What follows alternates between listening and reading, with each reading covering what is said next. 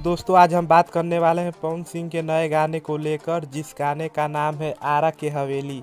तो इस गाने की डिटेल्स की बात करें तो इस गाने की डेट रिलीज हो चुकी है। तो आप लोग को बता दें, यह गाने को पवन भैया और अनुपमा यादव गाई हैं और एक्ट्रेस के रूप में आकांक्षा दुबे नज़र आने वाली हैं, जो पवन भैया के साथ पहले भी गाना निकाल चुकी हैं, जिस गाने का नाम है ये आरा कभी हारा नहीं।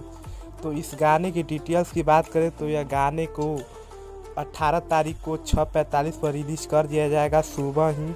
और किस चैनल पर रिलीज किया जाएगा, उस चैनल का नाम है PRF, रिलीज कर दिया जाएगा। तो इस गाने को खूब ज़्यादा प्यार और आशीर्वाद दीजिएगा। ऐसे ही अपडेट पाने के लिए हमारे चैनल को सब्सक्राइब कीजिए और मिलते हैं अगले अपडेट पर। धन्यवाद।